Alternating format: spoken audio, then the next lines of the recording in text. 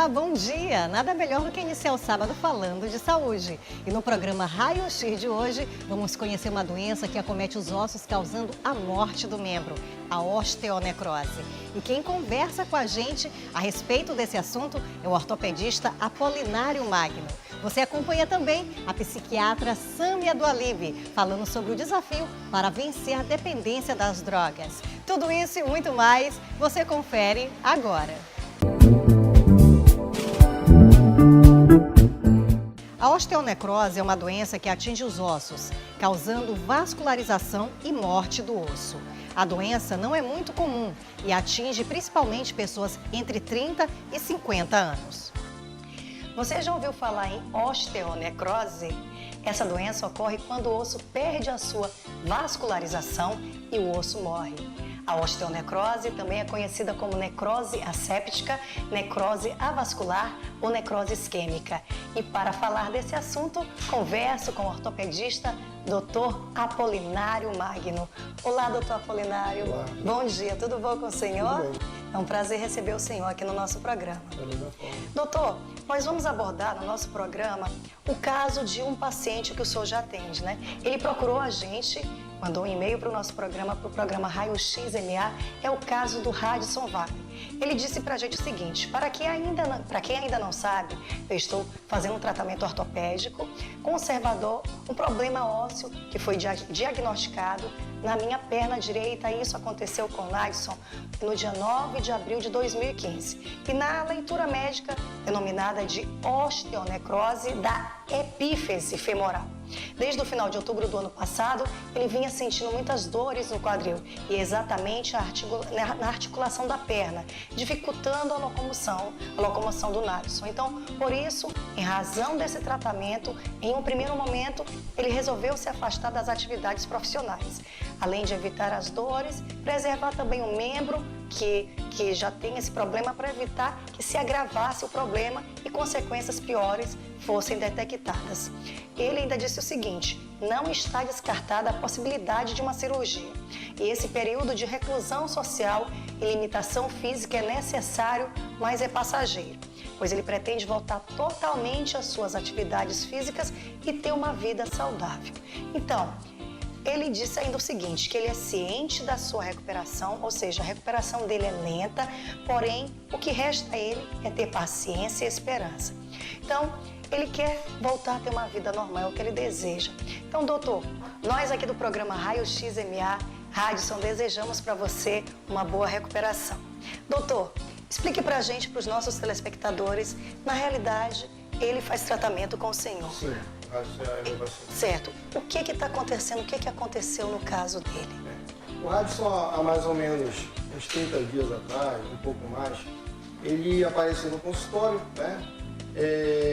Procurou a gente para receber atendimento, porque estava tendo muitas dores na virilha, né? Na verdade, ele já tinha vindo de um colega anterior, no interior, e que solicitou um raio-x e depois solicitou uma ressonância e acabou diagnosticando esse tipo de lesão. Então a gente observou que o caso dele realmente era um caso de osteonecrose, né? A osteonecrose é realmente uma patologia que não é rara, mas também ela não é muito incomum, né?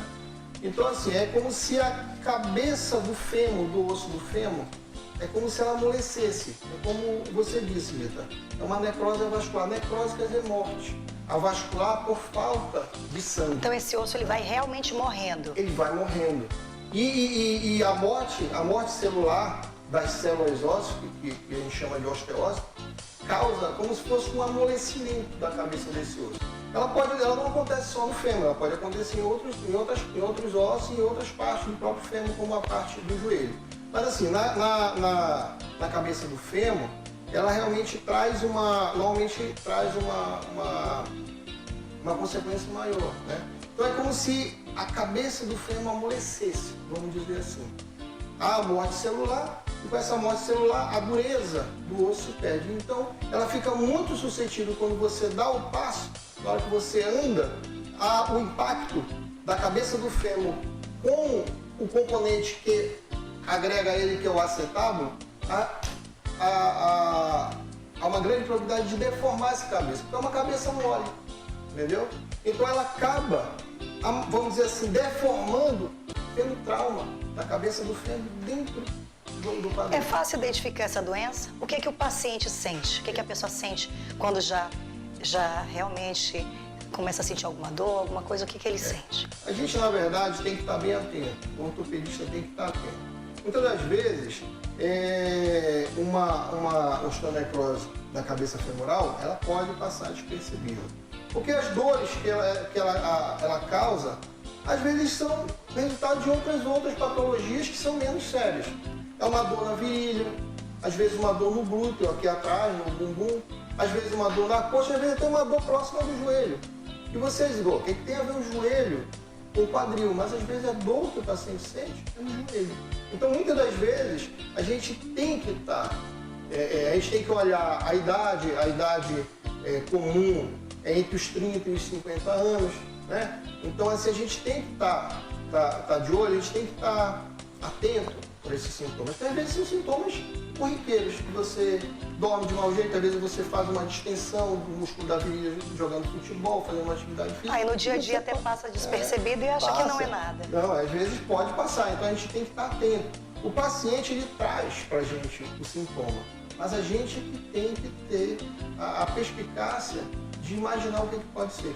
E o que causa esse problema? A osteonecrose, o grande problema é, como eu disse, ela normalmente acontece entre os 30 e os 50 anos. Então, é a fase, normalmente, que a pessoa está produzindo, a fase mais produtiva da vida. Então, ele causa dor, né?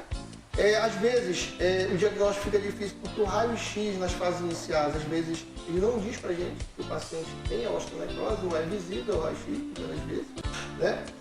E atrapalha muito, causa claudicação e dor. Tira o paciente das suas atividades habituais, né? E com o decorrer do tempo, como eu falei, pelo amolecimento da cabeça do fêmur, ela acaba deformando. Então, se você tem um receptor que é esférico, para receber uma cabeça de um fêmur esférico, e ela acaba achatando, então já não é. A esfericidade se perde, então fica incongruente.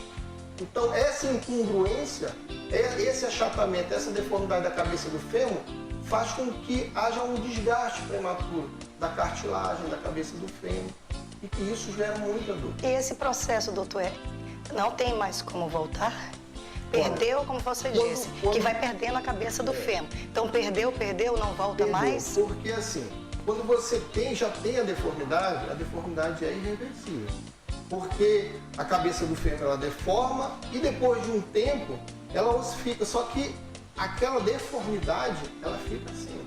Então, o quanto antes você agir para que você diminua a deformidade, melhor. Quanto mais esférica você deixar a cabeça do fêmur com o seu tratamento, melhor para aquele paciente. E como é que é feito o tratamento? O tratamento tem vários tratamentos, né? Tem tratamentos conservadores, né? Onde são as fases iniciais, né? Tem tratamentos conservadores, cirúrgicos, né? Dentro dos cirúrgicos tem a cirurgia com a preservação da cabeça do fêmur e tem a cirurgia sem a preservação da cabeça do fêmur. Então, o tratamento conservador é aquele em que você não vai agir de forma mais invasiva, você não vai operar o paciente. Então, você usa anti-inflamatórios, medicamentos, algumas literaturas já falam em usar alguns medicamentos como alendronato, que são medicamentos que são usados para osteoporose. Mas assim, ainda não se tem um consenso sobre isso. Usar muletas para você tirar a carga de cima da cabeça do fêmur, para que você não ocasione um trauma maior naquela cabeça já afetada, né? E repouso, né? Agora, é um tratamento que necessita de acompanhamento e só serve nos casos em que o paciente está no início, quando você descobre no início. Doutor, e o que é o processo de remodelação óssea? Remodelação.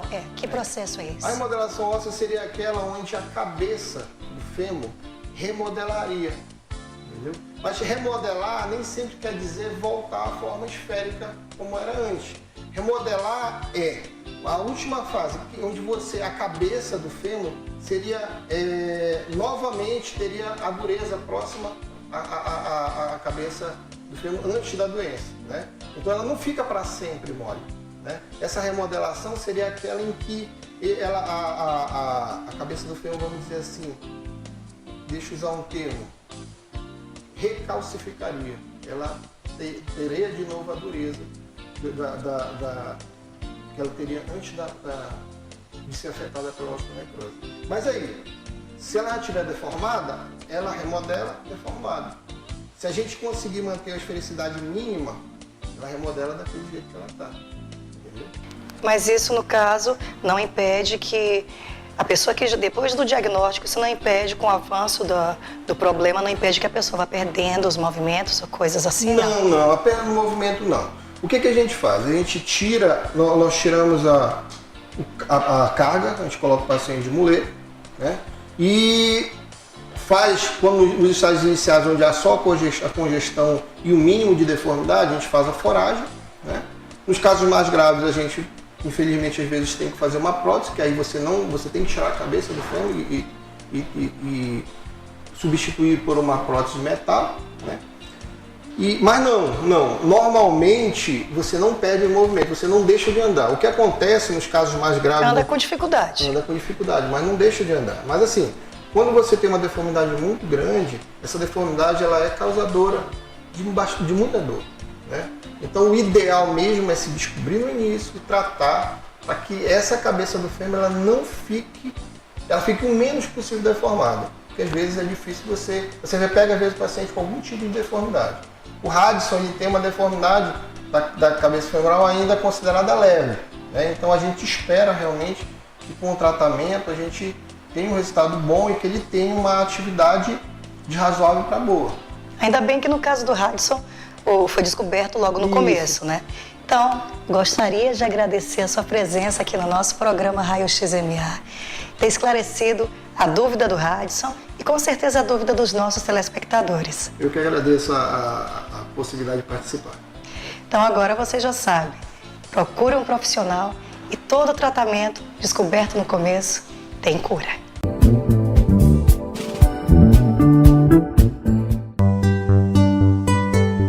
Dizem que o talento já nasce com você e que esse chamado dom natural vai levar você longe. Mas a gente sabe que não é assim. Que os profissionais, os bons profissionais, não surgem do nada. Eles precisam ser criados, com esforço, dedicação e aperfeiçoamento. Mas não precisamos dizer isso para você. Afinal, mais do que ninguém, você sabe o valor de suas conquistas. Por isso criamos o Executive Lake, um empreendimento moderno com características únicas, com infraestrutura moderna, alta tecnologia até mesmo nos detalhes, e feito exclusivamente para destacar profissionais de alto nível.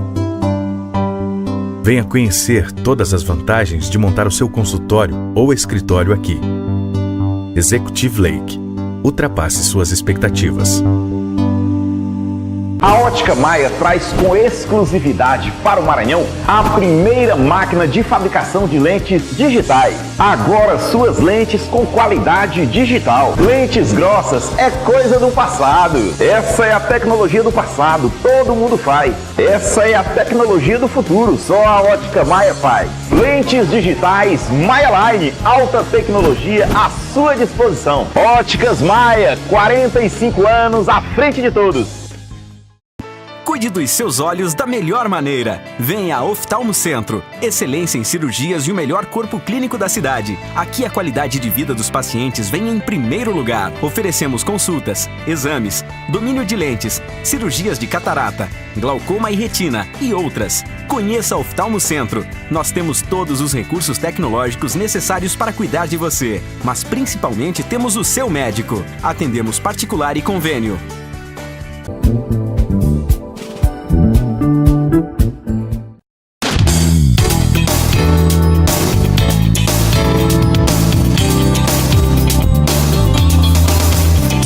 Bom dia. Hoje nós vamos falar sobre o astigmatismo. O astigmatismo é um dos erros refracionais que é responsável pelas principais causas de baixa de visão de um modo geral, tanto na criança, no adulto, no idoso. E o que é o astigmatismo? O astigmatismo é uma irregularidade na curvatura do olho, tanto da parte anterior do olho, que é a córnea, quanto do cristalino, que é a lente natural do olho da gente e que causa uma distorção da imagem de foco, como a gente vê nessa imagem. Os principais sintomas do paciente com astigmatismo é a baixa de visão para longe, para perto, dor de cabeça, cansaço visual, a fotofobia, que é a dificuldade com a claridade.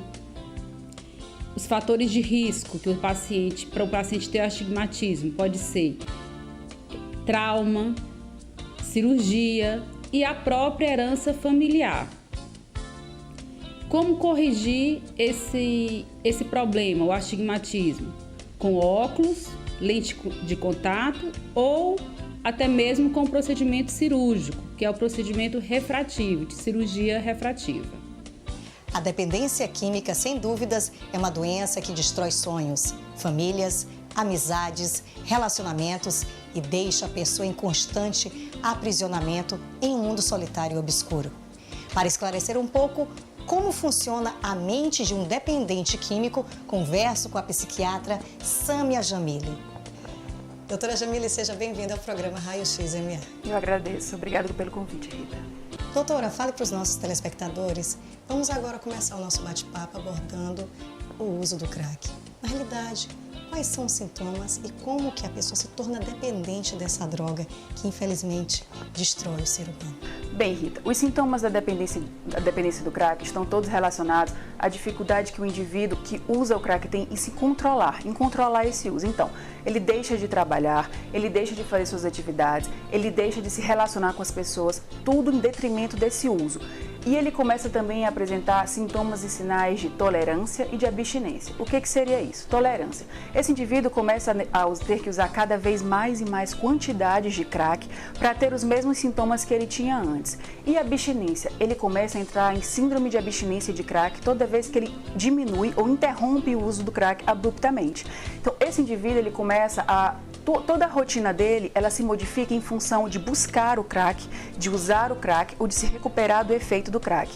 Então, ele deixa todos os seus relacionamentos pessoais, ele deixa os seus ambientes de trabalho, escolar, em função desse uso nocivo e prejudicial do crack. Então, é uma doença grave e que precisa de um tratamento, uma abordagem imediata. E como é que o crack, doutora, ele age no organismo da pessoa? Como a senhora acabou de abordar, ele se torna dependente, né?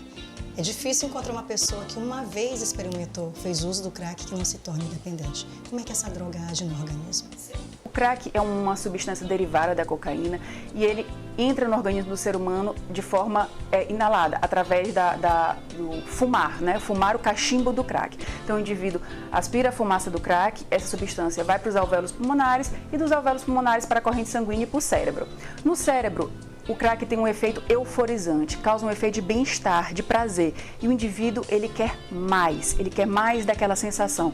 Só que é uma sensação muito fugaz, muito rápida. Então ele procura novamente o uso abusivo logo em seguida. Então é uma substância que tem um efeito rápido, rapidamente deixa o indivíduo eufórico, leve, com muita sensação de prazer e de bem-estar e se acaba rapidamente também. Então ele está sempre em busca de fumar novamente, em busca de consumir mais uma vez a droga para sentir aquela sensação que ele acabou de sentir. O efeito do crack no organismo dura mais ou menos de 10 a 15 minutos, não é isso?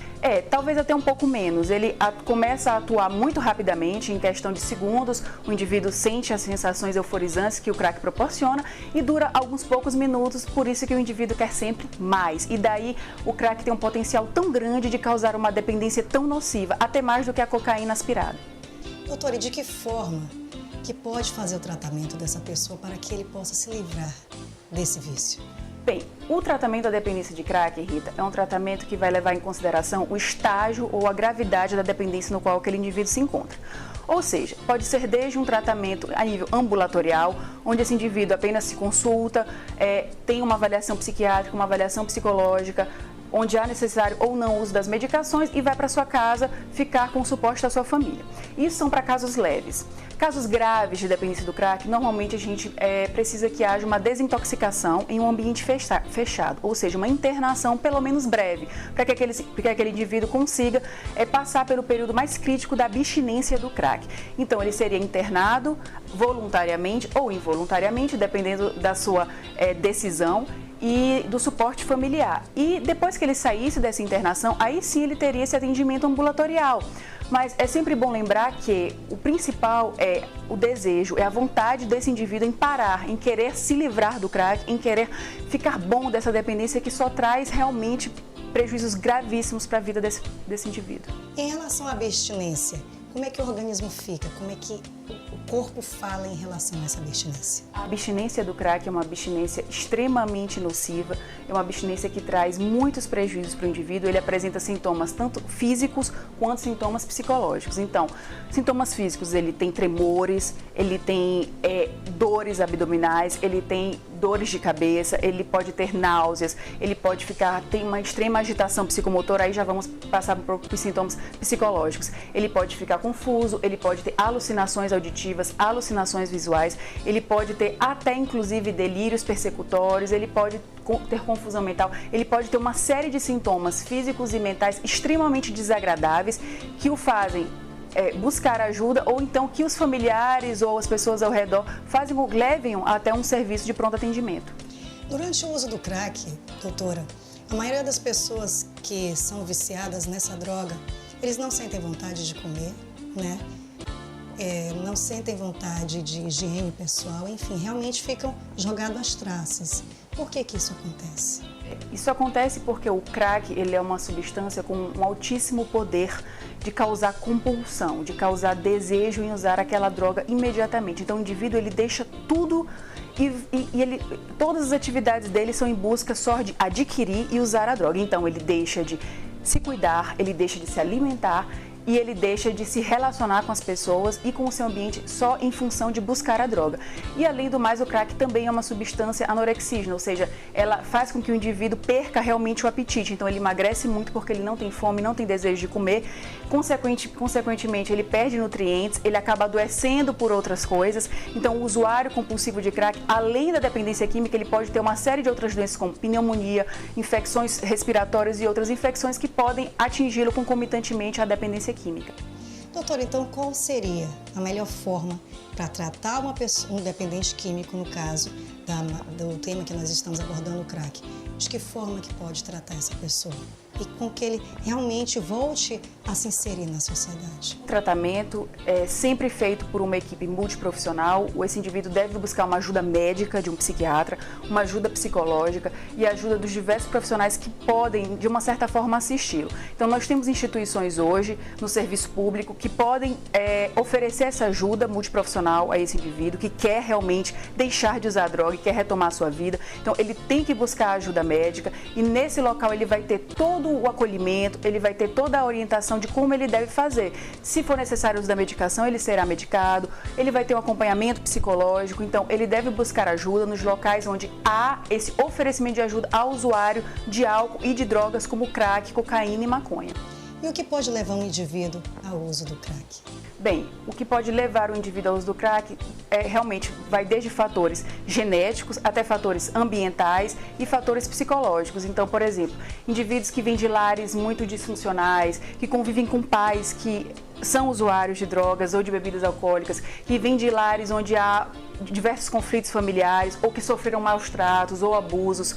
Esses indivíduos eles podem buscar no crack um alívio para suas angústias, para sua dor. Então isso também é um dos fatores desencadeantes do uso. Outras vezes, indivíduos que vêm de lares normais, lares saudáveis, mas que têm personalidades que predispõem à busca de drogas, à busca de álcool, de comportamentos nocivos. Então, tem outros casos também onde o indivíduo ele utiliza o crack ou outras drogas para aliviar outras doenças mentais, como, por exemplo, a depressão, transtornos de ansiedade. Então, enfim, cada indivíduo ele tem as suas causas por ter buscado, por ter iniciado o consumo do crack, e o profissional da saúde, o psiquiatra e o psicólogo, ele tem que atuar em todas essas causas que fizeram com que esse indivíduo fosse buscar o crack e estivesse fazendo esse uso abusivo e compulsivo dessa droga tão nociva. Evite experimentar a droga. A primeira dose pode ser fatal para estabelecer o vício.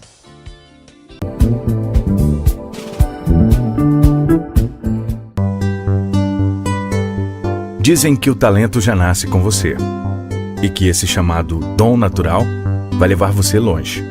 Mas a gente sabe que não é assim. Que os profissionais, os bons profissionais, não surgem do nada. Eles precisam ser criados, com esforço, dedicação e aperfeiçoamento. Mas não precisamos dizer isso para você. Afinal, mais do que ninguém, você sabe o valor de suas conquistas. Por isso criamos o Executive Lake, um empreendimento moderno com características únicas, com infraestrutura moderna, alta tecnologia até mesmo nos detalhes, e feito exclusivamente para destacar profissionais de alto nível. Venha conhecer todas as vantagens de montar o seu consultório ou escritório aqui. Executive Lake. Ultrapasse suas expectativas. O seu encontro com a beleza agora está ao seu alcance. Salão Guilherme Righetti. Design em cortes e especialista em mechas e escovas redutoras. O Salão Guilherme Righetti também faz depilação, manicure, pedicure e spa facial. Faça já sua reserva pelos telefones 3227-3524 e 8845-5516. Salão Guilherme Righetti. O seu encontro com a beleza. Cuide dos seus olhos da melhor maneira. Venha a Oftalmo Centro. Excelência em cirurgias e o melhor corpo clínico da cidade. Aqui a qualidade de vida dos pacientes vem em primeiro lugar. Oferecemos consultas, exames, domínio de lentes, cirurgias de catarata, glaucoma e retina e outras. Conheça a Oftalmo Centro. Nós temos todos os recursos tecnológicos necessários para cuidar de você. Mas principalmente temos o seu médico. Atendemos particular e convênio.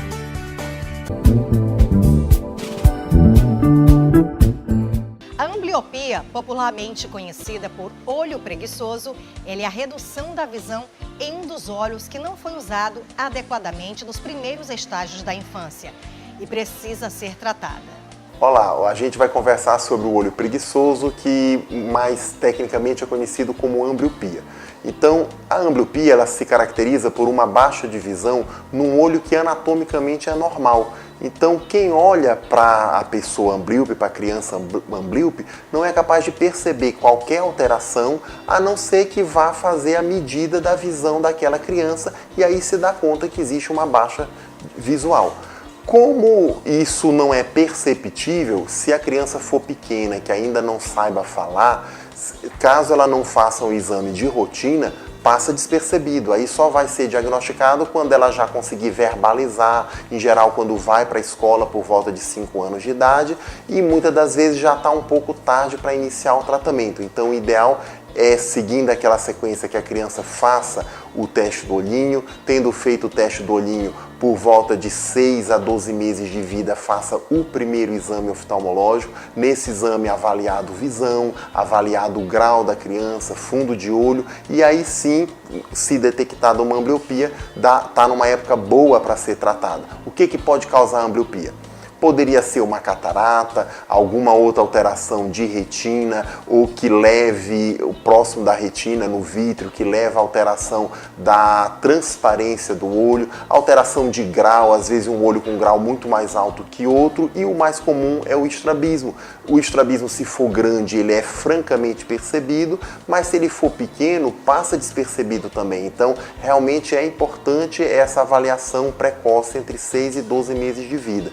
Dá para tratar a ambliopia? Dá. Quanto mais cedo, mais fácil. Oclusão do olho bom, quando necessário óculos, se houver catarata, tirar a catarata ou o que quer que esteja acontecendo que atrapalha a boa visão, mas tem que ser feito cedo, senão a chance de melhora vai ficando muito restrita, muito pouca chance de efetivamente ter melhora. Novembro Azul chegou e é hora de vestir o país de azul. Considerada a maior campanha nacional de combate ao câncer de próstata, o Novembro Azul é promovido pelo Instituto Lado a Lado pela Vida e com o objetivo de orientar a população masculina a cuidar melhor da saúde. Então, homem, vista sua camisa azul e previna-se contra o câncer de próstata.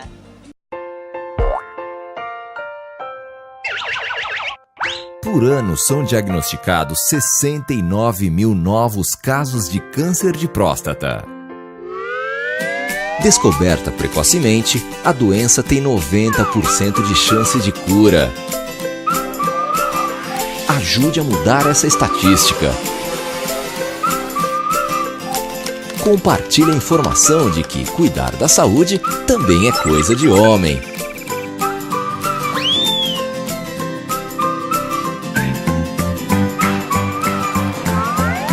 Mês Mundial de Combate ao Câncer de Próstata. Novembro Azul.